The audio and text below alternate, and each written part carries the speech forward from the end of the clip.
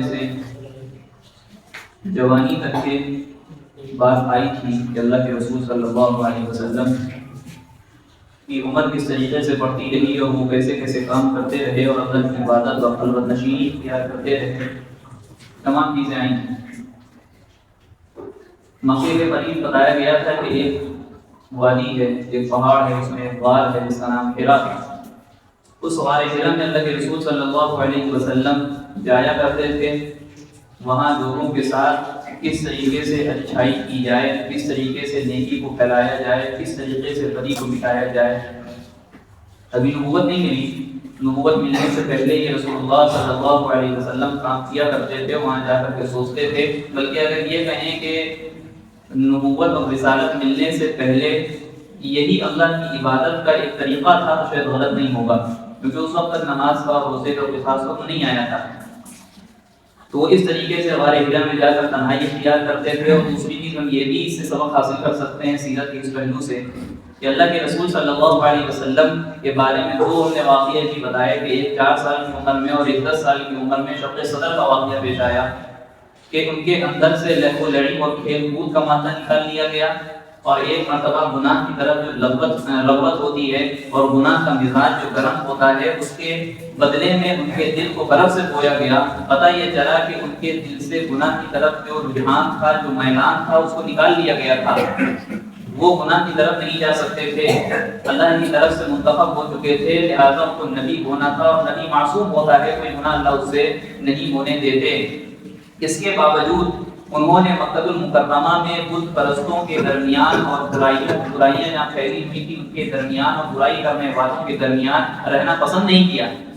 وہ نبی تھے، سید الانبیاء، ان کو بننا تھا۔ ان کے اندر شروعات سے وہ چیزیں تھیں، وہ اچھائیاں تھیں جو اس وقت کے زمانے میں دوسرے لوگوں کے اندر نہیں نظر آ رہی تھیں۔ بت پرستی سے لوگ دور تھے۔ حضرت عثمان رضی اللہ عنہ کا نام آتا ہے کہ انہوں نے کبھی شراب نہیں پی، اور ساری اچھائیاں تھیں، لیکن رسول اللہ تو سارے انسانوں سے بڑھ کر کے تھے، سارے انسانوں سے افضل تھے۔ ساری اچھائیاں اللہ نے ان کے اندر پیوست کر دی تھیں۔ ہمارا عقیدہ ہے کہ حضرت آدم علیہ السلام سے لے کر حضرت عیسیٰ علیہ السلام تک جتنے بھی نبی آئے اور جتنے نبیوں کے اندر اللہ تعالیٰ نے جو صفات اور جو کمالات رکھے، وہ تمام صفات اور کمالات ہمارے آقا محمد رسول اللہ صلی اللہ علیہ وسلم نبی ہونے کے باوجود اور اتنی اچھائیاں ان کے اندر ہونے کے باوجود، اللہ کا اتنا خاص فضل ہونے کے باوجود، انہوں نے غلط ماحول میں رہنا پسند نہیں کیا۔ اس سے ہمیں سبق یہ لینا ہے ہمارے خاص طور سے نوجوان ساتھیوں کو اور ہر ایک کو آج کل کے دور میں، کہ ہم چاہے جتنے نمازی ہوں، ہم چاہے جتنے تہجد گزار ہوں، ہم چاہے جتنے عمرے کرنے والے ہوں، لیکن جب غلط ماحول کے درمیان ہم رہیں گے تو اس کا اثر ضرور پڑے گا۔ اس سے ہم کو بچنے کی کوشش کرنا ہے، اس سے ہم کو بچنے کی فکر کرنا ہے، اور اس سے ہمیں دور رہنا ہے۔ دور رہنے کا مطلب یہ نہیں کہ ان لوگوں سے کنارہ کشی اختیار کر لی جائے۔ اگر ہم برائی کرنے والوں سے دور ہو جائیں گے، ان سے رابطے کو ختم کر دیں گے، ان سے بولنا چھوڑ دیں گے، ان سے ملنا چھوڑ دیں گے، ان کی اصلاح کون کرے گا؟ ان کو دعوت کون پہنچائے گا؟ تو رسول اللہ صلی اللہ علیہ وسلم کی اگر ہم سیرت پڑھتے ہیں اور ان کو اپنا آئیڈیل مانتے ہیں، لقد کان لکم فی رسول اللہ اسوۃ حسنہ، ہم قرآن کی آیت کو سمجھتے ہیں اور اس پر ہمارا عقیدہ ہے، یقین ہے، تو ہم کو سیرت کے اس پہلو سے یہ سبق ملتا ہے کہ ہم کو برائی کرنے والوں سے اور برائی پھیلنے والی جگہوں سے دور رہنا ہے، اپنے آپ کو وہاں لگانا نہیں ہے۔ لیکن جب اللہ کی طرف سے اتنی صلاحیت ہمارے اندر پیدا ہو جائے کہ ہم برائی کرنے والوں کے درمیان جا کر کے تبلیغ کا کام کر سکتے ہیں، ان کی اصلاح کا کام کر سکتے ہیں، اور ہمارا اندر، ہمارا نفس اور ہمارا دل اللہ کی طرف ایسا جڑ چکا ہے کہ ہم اگر برائی کے ماحول میں جائیں گے تو اس کا اثر جلدی ہم نہیں لیں گے۔ اگر یہ ہماری کیفیت ہو گئی ہے تب ہم وہاں جا کر کے کام کر سکتے ہیں، ورنہ ہم کو اس برائی کے ماحول سے دور رہنا ہے، اس برائی کے ماحول سے دور رہنا ہے۔ لہٰذا یہ ہمارے نوجوان ساتھیوں کو خاص طور سے سوچنا ہے کہ کس طریقے سے وہ اپنے جیسے دوستوں یاروں میں پڑے ہوئے ہیں، خاندان کے بڑے اچھے ہیں، ان کے باپ دادا بڑے اچھے ہیں، ان کے گھر والوں کا نظام بڑا اچھا ہے، لیکن ایک نوجوان لڑکا ہے یا لڑکی ہے، وہ اپنے گھر سے باہر نکلتا ہے، جب اس کے ساتھ غلط سنگت کے ساتھ وہ رہتا ہے، اس کے ساتھ والے غلط ہوتے ہیں یا ساتھ والیاں غلط ہوتی ہیں، تو ایک اچھے گھر کا لڑکا اور لڑکی بھی خراب ہو جاتا ہے۔ سیرت رسول کا یہ پیغام، سیرت رسول کا یہ پیغام ہے، ہمیں اس کو حاصل کرنا اور اپنے گھر میں جا کر کے اس کو لاگو کرنا ہے اور اپنے بچوں کو سمجھانا ہے۔ اس کی مثال بڑی اچھی تھی، اللہ کے رسول صلی اللہ علیہ وسلم نے اچھی صحبت اور بری صحبت کی مثال کیا ہے؟ اللہ کے رسول نے فرمایا اچھی اور بری صحبت کی مثال تو ایک عطر والے کی طرح ہے اور ایک ہڈی والے کی طرح ہے، ایک عطر والے کی طرح اور ایک ہڈی والے کی طرح ہے۔ اگر کوئی شخص عطر والے سے دوستی کرے گا، فلموں والے سے دوستی کرے گا اور اس کے ساتھ رہے گا، اس کی دکان پہ بھی جائے گا، اس کی دکان پہ جب جائے گا تو ہو سکتا ہے اس کا دوست اس کو کچھ ہدیہ دے دے، خوشبو، اس کو خوشبو ملے گی، اس کی طبیعت اچھی رہے گی، اس کا مزاج اچھا رہے گا، اس کی طبیعت اچھی رہے گی۔ ہم پہلے اس کو اگر جو ہے ہدیہ نہیں ملا تو کم سے کم جب اس کی دکان پہ جائے گا، اس کے پاس جائے گا تو اس کو خوشبو تو حاصل ہوگی، اس کو اچھائی تو محسوس ہوگی۔ یہ اس کی مثال ہے۔ اور اسی طریقے سے غلط سنگت، غلط ماحول میں رہنے والے ہمارے لوگ جو ہیں، ان کی مثال اللہ کے رسول نے دی کہ بھٹی والے کی طرح ہے، جو بھٹی کا کام کرتے ہیں۔ ہم اس کے پاس جائیں گے، وہ ہم سے اگرچہ یہ نہیں کہے گا کہ اس میں کوئلہ ڈال دو، بھٹی جلا دو، اور اس کی چنگاریاں ہم تک کے پہنچیں گی، اس کا دھواں ہم تک کے پہنچے گا، یہ تو نقصان کم از کم ہوگا۔ لہٰذا اچھے لوگوں کی صحبت اور برے لوگوں کی صحبت کی مثال اللہ کے رسول علیہ السلام نے اس طریقے سے دی۔ باقی اور بھی چیزیں ہم سمجھ سکتے ہیں، مثال کے طور پر پانی کی ایک بوند ہے، پانی کی ایک بوند ہے، اگر وہی پانی کی بوند ایک پھول پر پڑی ہوتی ہے تو کتنا اچھا پانی خوشبو نظر آتا ہے، کتنا اچھا لگتا ہے وہ پھول بھی اور پانی کی بوند بھی۔ لیکن وہی اگر پانی کی بوند جلتے ہوئے توے پہ ڈال دی جائے، جلتے ہوئے توے پہ ڈال دی جائے، اس پانی کا کیا عالم ہوگا؟ وہ پانی کی حیثیت ختم ہو جائے گی، اس پانی کو کوئی پوچھنے والا نہیں ہوگا، اس پانی کو لوگ بھول جائیں گے۔ اسی طریقے سے اچھی اور بری صحبت ہے کہ اگر ہم نے پھول والوں کے ساتھ رہنا پسند کیا ہے تو ہماری بھی حیثیت اور ہمارا بھی مقام بڑھے گا، اور اگر ہم نے جلنے والے توے کے ساتھ رہنا پسند کیا ہے تو ہماری بھی حیثیت کچھ نہیں رہے گی، ہم مر جائیں گے، دنیا ہم کو یاد کرنے والی نہیں ہوگی۔ لہٰذا ہم کو ایسا کام کرنا ہے، رسول اللہ کے طریقے کو اپنانا ہے، ان کی سیرت سے ہمیں سبق لینا ہے، اور ان کے سیرت کے جو پہلو ہیں، مختلف پہلو، اس کو ہمیں اپنی زندگی میں شامل کرنے کی کوشش اور فکر کرنی ہے۔ ہم کو اس چیز سے خوب فکر کرنی ہے۔ تو ایک تو سبق ہم کو اللہ کے رسول علیہ السلام کی سیرت سے یہ ملا۔ بہرحال اللہ کے رسول علیہ السلام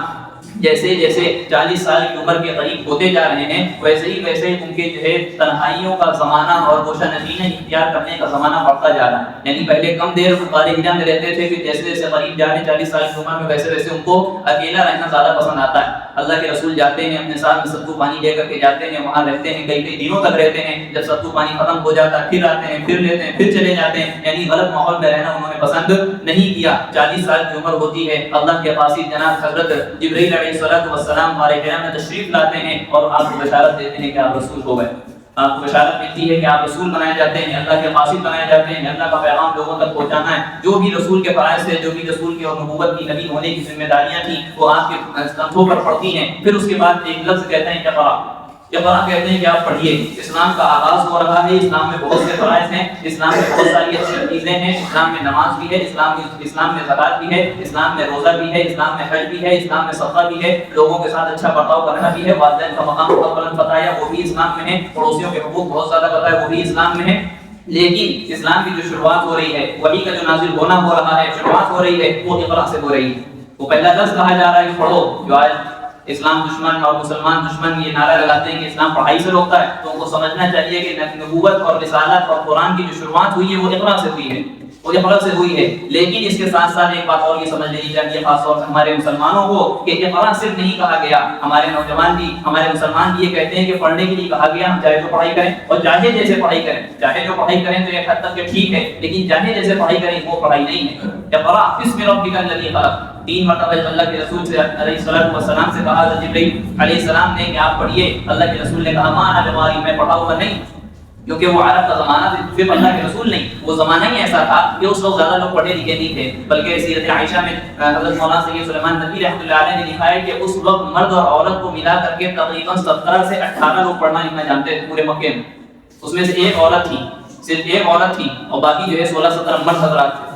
صرف اتنا جانتے تھے۔ اور پورے مکے میں اگر قلم ڈھونڈنا چاہیں تو شاید 7-8 قلم ملنا مشکل ہو جاتے۔ یہ پڑھائی کا عالم تھا اس وقت، تو پڑھنا لکھنے کا عام رواج اس وقت نہیں تھا۔ تو اللہ کے رسول علیہ السلام نے بھی جو ہے یہی جواب دیا کہ ماں انا بقاری، میں پڑھا ہوا نہیں ہوں۔ پھر سے ان کو جو ہے اپنے گلے سے لگایا اور کس سے چمٹایا۔ اللہ کے رسول علیہ السلام کو کہنا ہے کہ اتنی زور سے چمٹایا لگتا تھا کہ جان نکل جائے گی۔ پھر ان سے کہا کہ پڑھیے۔ بہرحال 3 مرتبہ یہ واقعہ ہوا۔ پھر حضرت جبرائیل علیہ السلام جو آیتیں لے کر کے آئے تھے اللہ کی طرف سے، وہ جو آیتیں نازل فرمائی، اقرأ بسم ربک الذی خلق، خلق الانسان من علق، اقرأ وربک الاکرم الذی علم بالقلم، علم الانسان ما لم یعلم۔ سورہ علق کی 5 آیتیں نازل فرمائی اور وہ آپ کے اوپر بوجھ پڑ گیا۔ تو اس میں جو پہلی آیت کہی گئی، صرف پڑھنے کو نہیں کہا گیا بلکہ پڑھائی کو فائدہ دے گی۔ اقرأ بسم ربک الذی خلق، جب پڑھائی ایسی ہو کہ اس پڑھائی کے ساتھ بسم ربک الذی خلق ہو، یعنی ہم کو جس نے پیدا کیا ہے اس کا نام اگر ہم سیکھ رہے ہیں، اگر ہم خالق کا نام سیکھ رہے ہیں، اگر ہم خالق کی معرفت حاصل کر رہے ہیں، اگر ہمارا تعلق اللہ سے ہو رہا ہے، تب وہ پڑھائی ہمارے لیے فائدہ مند ہے دنیا میں بھی اور آخرت میں بھی۔ باقی جو دنیا کی پڑھائی ہے وہ فائدہ مند ہے، وہ اپنی نیتوں کے ساتھ اپنی نیتوں کے اعتبار سے ہوں گی، لیکن جو سب سے پہلی پڑھائی ہوگی وہ اللہ کی معرفت ہوگی۔ اسی لیے ہمارے جو علماء حضرات کہتے ہیں، قابلین کہتے ہیں کہ جب اپنے بچوں کو اسکول میں ڈالو، اپنے بچوں کو کالجز میں ڈالو، اپنے بچوں کو جو ہے کوچنگ سینٹرز میں بھیجو، تو اس سے پہلے کم سے کم اس کو مسلمان بنا دو، بنیادی عقائد اس کو پڑھا دو، بنیادی مسائل سے اس کو واقفیت حاصل کرا دو، اس کو جو ہے کم سے کم توحید کا عقیدہ اس کے اندر تصور کرا دو، اس کے اندر تصور کرا دو کہ کچھ بھی دنیا کے حالات بدل جائیں، جتنی بڑی سے بڑی طاقتیں ایٹم بم تمہارے سامنے آ جائے اور ان کو مارنے کی دھمکی دی جائے اور ان کو آگ میں جلانے کی دھمکی دی جائے، لیکن بیٹا تم کبھی ایسا نہ کرنا کہ اسلام سے پھر جانا، اسلام سے پھر جانا کبھی ایسا نہ کرنا۔ ہم ایسے توحید کے عقیدے کو اپنے بچوں کے اور اپنی بچیوں کے دل میں ہم راسخ کر دیں، ایسے ہم بٹھا دیں، تب یہ جا کر کے سیرت رسول سے ہم جو ہے سبق لینے والے ہیں اور ہمارا مشن کامیاب ہوگا، اور ہم اس طریقے پہ چلنے والے ہیں جو رسول اللہ صلی اللہ علیہ وسلم پر نازل ہونے والا قرآن نے کہا تھا، اقرأ بسم ربک الذی خلق، اس رب کے نام سے پڑھیے جس نے پیدا کیا، خلق الانسان، انسانوں کو پیدا کیا، تمام چیزیں اللہ نے بنائی ہیں اور اللہ نے تمام چیزیں سکھائی ہیں انسانوں کو جو انسان نہیں جانتا تھا۔ آج ہم سب پڑھے لکھے ہیں، آج جو لوگ اپنے جو ہے قابلیت پر رشک کرتے ہیں وہ کیا ہے؟ اللہ کے علم کے آگے ذرہ برابر اس کی کوئی حیثیت نہیں ہے، اللہ کے علم کے آگے ذرہ برابر اس کی کوئی حیثیت نہیں ہے۔ لہٰذا اگر پڑھائی ہوگی، اگر علم حاصل کیا جائے گا تو سب سے پہلے وہ علم حاصل کیا جائے گا جس میں اللہ کی معرفت ہوگی، اللہ کا انٹروڈکشن ہوگا، پیدا کرنے والے کا اور شریعت بھیجنے والے کا اگر وہ معرفت حاصل ہو رہی ہے تب وہ علم ہمارے لیے فائدہ مند ہے دنیا میں بھی اور آخرت میں بھی۔ اور اگر ہم نے ایسی کوئی تعلیم شروع کر دی، اپنے بچوں کو دینا شروع کر دی، ہم نے خود حاصل کرنا شروع کر دی، جس سے ہمارا تعلق اللہ سے جڑتا نہیں بلکہ ٹوٹ جاتا ہے، ہم کو اللہ کے فرائض سے دور کر دیتا ہے، ہم کو اللہ کے حکموں پر چلنے سے دور کر دیتا ہے، اور ہم نبی صلی اللہ علیہ وسلم کے طریقے پر چل نہیں سکتے، تو یہ کل قیامت کے دن ہمارے لیے بڑی وبال جان بن کر کے کھڑی ہوگی،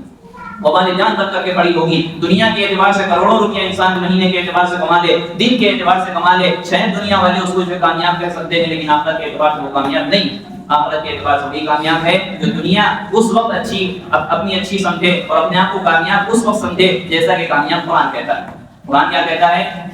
قرآن کیا کہتا ہے کہ جو شخص قیامت کے دن میدان محشر میں جہنم سے بچا لیا گیا اور جنت میں داخل کر دیا گیا وہ کامیاب ہے۔ فقط بات،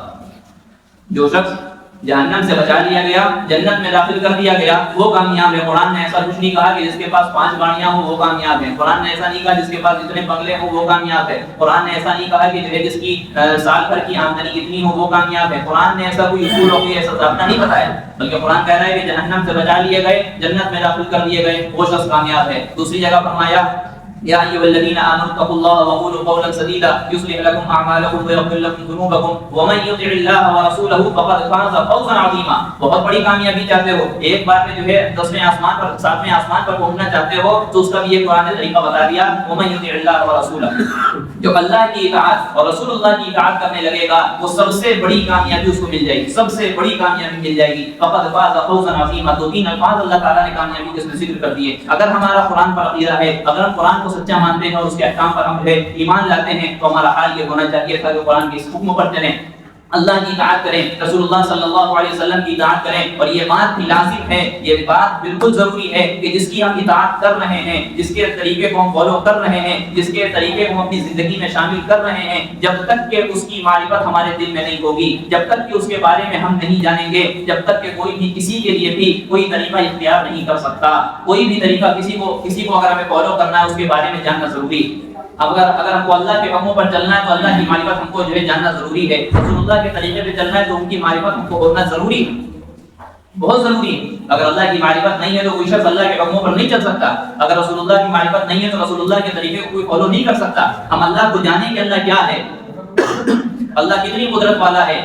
اللہ کتنا کریم ہے، اللہ کتنا رحیم ہے ہمارے لیے، بہت رحیم ہے۔ انصاف کا تقاضا کیا تھا کہ جب ہم اذان سنیں، نماز کے لیے اذان دی جائے، صدا لگائی جائے، منادی ندا لگائے اور ہم اذان سنیں، اس کے بعد اگر ہم مسجد نہیں جاتے ہیں تو دنیا کے اعتبار سے انصاف کا تقاضا یہ تھا کہ اللہ تعالیٰ ہمارے کانوں سے سننے کی صلاحیت کو چھین لیتے۔ اگر ہم نے اذان کی آواز سنی اور ہم نماز کی طرف نہیں گئے تو انصاف کا تقاضا یہ تھا کہ ہمارے پیروں میں چلنے کی صلاحیت چھین جاتی، اللہ تعالیٰ چھین لیتے۔ اور اللہ تعالیٰ کہتے یہ بات کہ ہم نے تم کو اسی لیے پیدا کیا تھا کہ تم ہمارے گھر کی طرف نہ جا سکو، ہم نے تم کو اسی لیے کانوں میں سننے کی صلاحیت دی تھی کہ تم اذان کو سنو اور اس کو نظر انداز کر دو۔ انصاف کا تقاضا یہ تھا کہ تمام صلاحیتیں چھین جاتی۔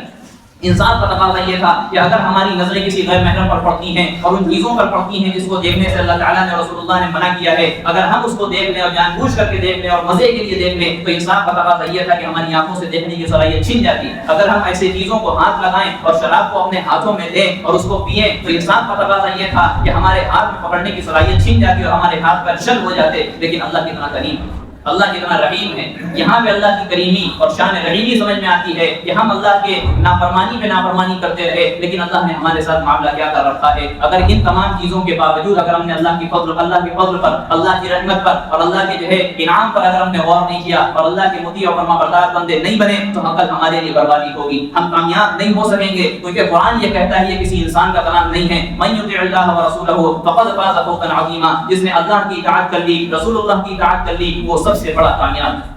وہ سب سے بڑا کامیاب ہے۔ اگر ہم کو سب سے بڑی کامیابی چاہیے تو ہم کو یہ دو قانون فالو کرنے پڑیں گے۔ اور سیرت رسول صلی اللہ علیہ وسلم کو ہم کو جو طریقہ ملا ہے اقرأ باسم ربک الذی خلق، جو پہلی آیت نازل ہوئی ہے، اور اسی طریقے سے رسول اللہ نے اپنے آپ کو غلط ماحول سے الگ رکھا ہے، بالکل گویا کہ گوشہ نشینی اختیار کی ہے، تنہائی اختیار کی ہے، اس طریقے کو اور اس جو ہے فکر کو ہم کو اپنے بچوں کے اندر بھی شامل کرنا پڑے گا، اور اس طریقے کے ہم کو اپنے بچوں کی فکر اور تربیت کو شروع کرنی ہوگی، تب جا کر کے ہم کامیاب ہو سکتے ہیں۔ بہرحال اللہ کے رسول صلی اللہ علیہ وسلم پر